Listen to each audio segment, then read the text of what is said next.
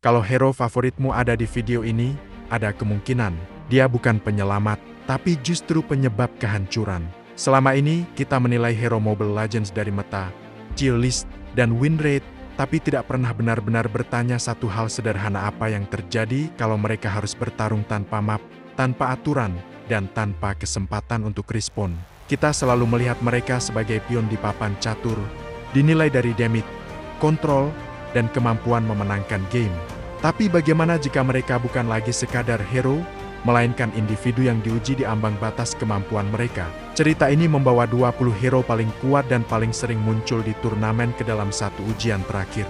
Sebuah arena di mana bukan lagi damage yang diuji, melainkan keputusan, pengorbanan, dan keberanian untuk melindungi orang lain ketika tidak ada lagi yang tersisa.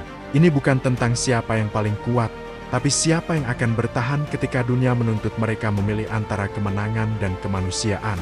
Land of Dawn hari itu terasa begitu asing. Tidak ada suara teriakan perang, tidak ada gemuruh skill yang biasa kita dengar. Hanya sunyi yang menekan, seolah dunia itu sendiri sedang menahan napas, menilai siapa yang pantas untuk tetap berdiri. Langit menggelap, tanah bergetar perlahan, dan satu persatu, portal mulai terbuka. Dari dalamnya, muncul para hero yang selama ini kita kenal sebagai tulang punggung tim. Mereka adalah para inisiator, para pelindung, mereka yang biasa berdiri paling depan, menerima semua serangan, dan menentukan arah pertempuran. Mereka dipanggil bukan untuk bertarung, tapi untuk diuji. Di dunia tanpa aturan ini, setiap keputusan punya bobot yang jauh lebih berat dari sekadar menang atau kalah. Tidak ada respon, tidak ada kesempatan kedua. Hanya ada satu pertanyaan: ketika semua harapan hilang, siapa yang akan kau lindungi? Di barisan terdepan, Kufra berdiri tegak. Tubuhnya terasa seperti tembok hidup yang menolak untuk runtuh. Sepanjang karier perangnya, ia selalu menjadi yang pertama melompat masuk dan yang terakhir keluar dari pertempuran. Ia terbiasa menjadi ujung tombak, pembuka jalan bagi kemenangan timnya. Tapi hari ini, tatapannya tajam mengamati sekeliling, menyadari bahwa dunia ini tidak memberikan petunjuk siapa musuhnya, di mana lawannya. Bagi seorang inisiator sejati, ketidakpastian adalah ancaman terbesar. Biasanya, ia tahu kemana harus melompat, siapa yang harus ditarget. Sekarang, ia hanya melihat kehampaan. Kufra tahu, satu kesalahan lompat saja, satu keputusan yang terburu-buru, bukan hanya akan menjatuhkan dirinya, tapi bisa menyeret semua orang di belakangnya ke dalam kehancuran yang tidak bisa diperbaiki. Beban itu terasa lebih berat dari biasanya. Tepat di belakangnya, Lolita mengangkat perisai besarnya. Perisai itu bukan sekadar besi, tapi simbol dari tekadnya. Ia berdiri siap menerima apapun yang datang tanpa peringatan. Selama ini, ia terbiasa menjadi benteng terakhir, sosok yang tidak pernah disorot kamera, namun menjadi alasan mengapa timnya bisa bertahan lebih lama dari yang seharusnya. Dialah yang menahan semua proyektil mematikan, memberikan ruang bagi rekan-rekannya untuk bernapas. Di dunia tanpa arah ini, Lolita sadar bahwa perisainya bukan lagi sekadar alat bertahan. Itu adalah simbol harapan, sebuah janji bahwa masih ada yang siap melindungi ketika segalanya mulai runtuh, ketika serangan datang dari arah yang tidak terduga. Ia tidak mencari pujian, ia hanya ingin memastikan semua orang di belakangnya aman. Minotaur menarik napas panjang, mencoba menenangkan dirinya.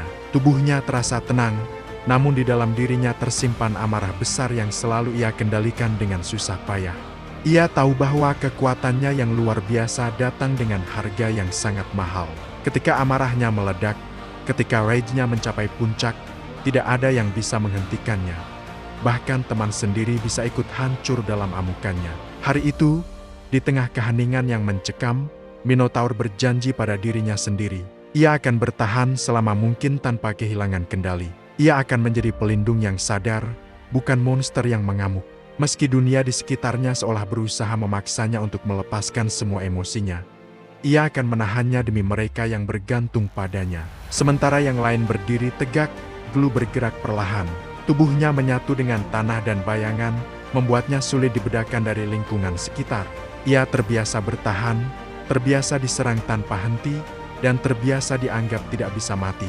Regenerasi adalah kekuatannya, kemampuannya untuk bangkit kembali dari serangan paling mematikan sekalipun. Namun bahkan Glue, sang makhluk abadi, menyadari satu hal. Bertahan tanpa tujuan hanyalah menunda akhir yang tak terhindarkan. Untuk apa ia terus meregenerasi diri jika tidak ada yang ia lindungi? Untuk pertama kalinya, Glue mulai mencari alasan untuk terus berdiri, alasan yang lebih besar dari sekadar tidak bisa dibunuh. Ia mulai mencari seseorang atau sesuatu yang layak untuk diperjuangkan. Di atas mereka, Digi terbang melingkar di udara. Dari luar, ia terlihat ceria, seolah tidak merasakan sedikit pun tekanan dari dunia di bawahnya. Tapi di balik senyum itu, di balik penampilannya yang mungil, pikirannya bekerja tanpa henti. Ia menghitung waktu, menganalisis kemungkinan, dan mempersiapkan skenario terburuk. Ia tahu bahwa kekuatannya, Time Journey, adalah pedang bermata dua. Satu detik yang salah dalam penggunaannya, satu keputusan yang gegabah, bisa membuat seluruh timnya terkunci dalam kehancuran abadi, tanpa bisa melawan balik. Tanggung jawab untuk mengendalikan waktu terasa lebih berat dari sebelumnya. Ia bukan sekadar burung kecil yang lucu. Ia adalah penjaga waktu bagi rekan-rekannya. Angela melayang mendekat, kehadirannya membawa ketenangan di tengah ketidakpastian.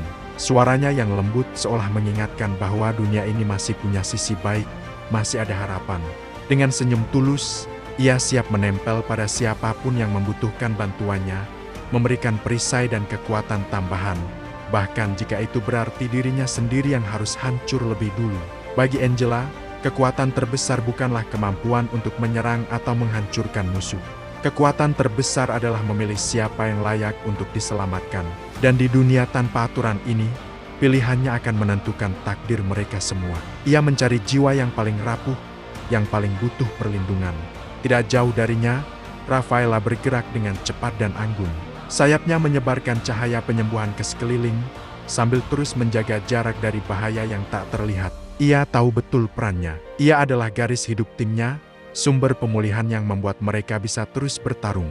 Namun, ia juga sadar bahwa satu langkah yang terlambat, satu posisi yang salah, bisa mengubah penyembuhan menjadi penyesalan. Jika ia jatuh, maka tidak akan ada lagi yang bisa memulihkan luka rekan-rekannya.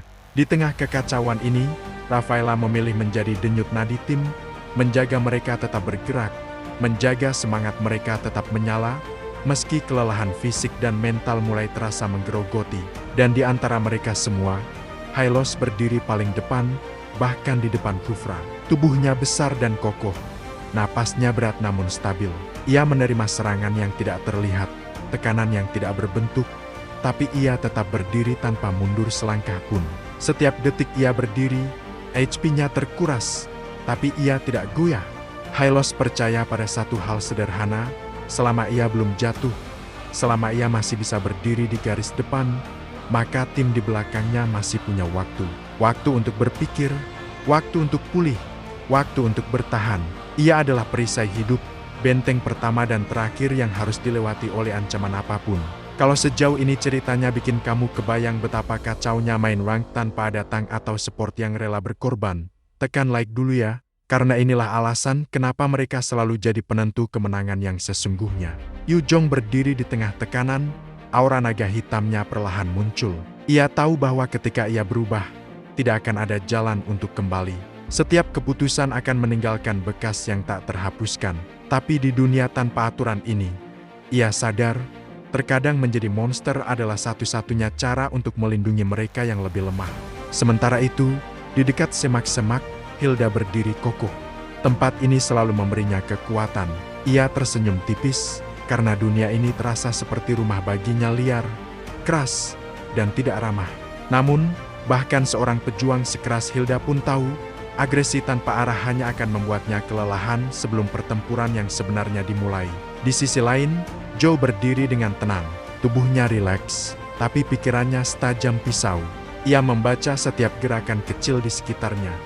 Perubahan udara yang nyaris tak terasa, dan niat yang tidak terucapkan oleh lawannya. Joe percaya bahwa satu keputusan yang tepat jauh lebih berharga daripada 1000 serangan yang sembrono.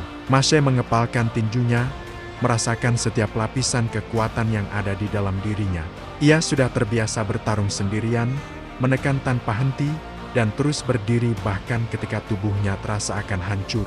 Namun pada hari itu, Mashe mulai memahami sesuatu yang baru. Kekuatan terbesar bukanlah tentang menyerang tanpa henti, tapi tentang tahu kapan harus berhenti. Ruby memutar sabitnya dengan perlahan. Matanya fokus, dan setiap langkahnya mantap. Ia sangat menikmati pertarungan yang panjang, menguras kekuatan lawannya sedikit demi sedikit hingga mereka tak berdaya. Namun, dunia ini mengajarkannya sebuah pelajaran pahit. Tidak semua pertempuran bisa dimenangkan hanya dengan kesabaran. Di atas punggung kudanya, Leomord menatap medan pertempuran dari ketinggian.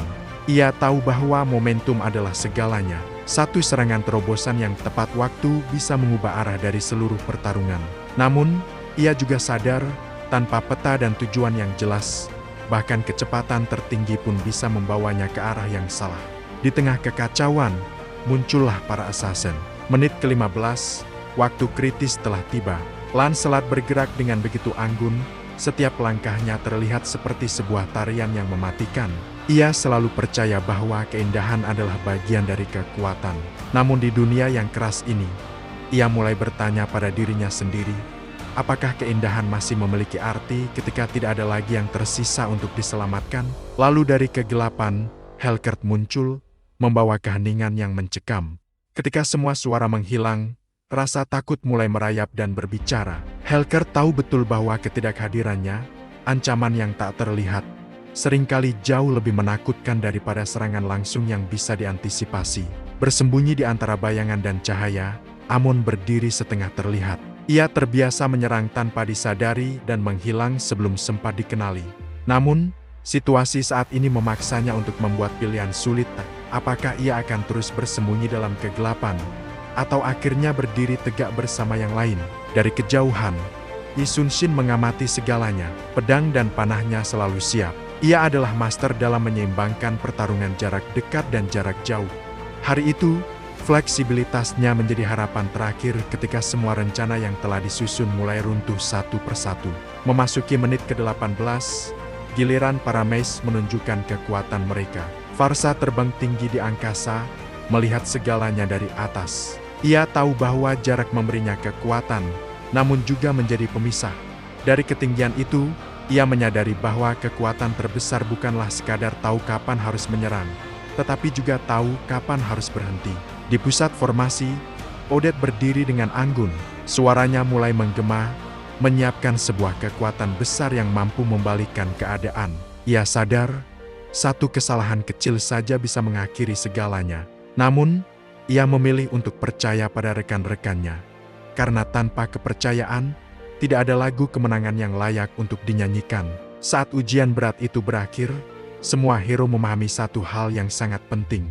Meta bisa berubah, skill bisa terus diasah, tetapi kepercayaan dan kerja sama adalah satu-satunya alasan mereka semua masih berdiri tegak hingga akhir. Kalau kamu suka cerita Mobile Legends seperti ini, jangan lupa untuk like, share, dan subscribe. Dan sekarang, tulis di kolom komentar, siapa jagoan kamu?